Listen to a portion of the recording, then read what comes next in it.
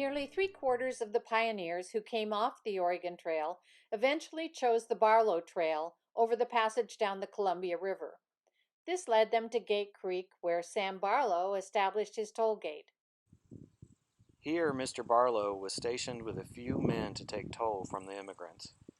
He said to pay him for work in the road through the Cascade Mountains. He charged $5 per wagon, which some of the immigrants paid, some gave their notes, and others drove right along without doing either. The road from Gate Creek runs alongside a huge meadow. Many pioneers spent several days resting and grazing their livestock, as well as preparing their wagons for the journey ahead. After the first mile or so of climbing, there is an informal camping area where Road 170 joins the Barlow.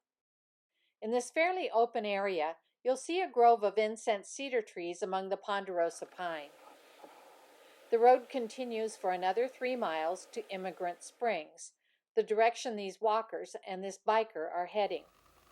For the pioneers traveling by oxen or mule-pulled wagons, this would have been the first water for their livestock after a climb of about 1,000 feet since leaving Gate Creek.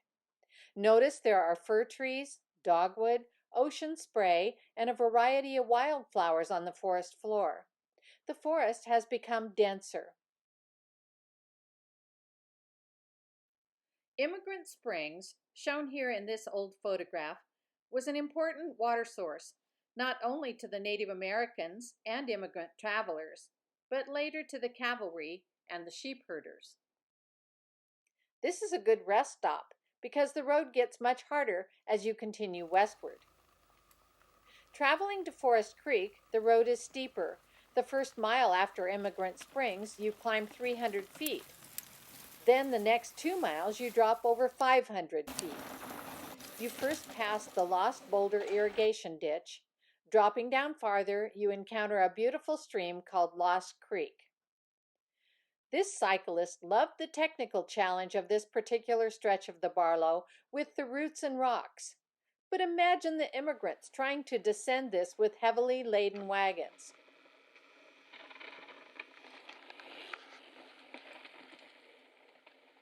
I could never have imagined such roads, nor could I describe it, for it beggars description.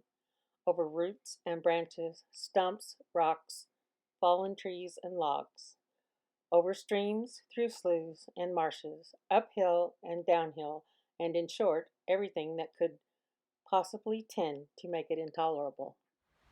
About a mile farther from Lost Creek, you come to a beautiful small campground that has several creekside campsites. For many immigrants, this would have been the end of their first day of travel on the Barlow. Tomorrow, they would be facing an even steeper descent to White River.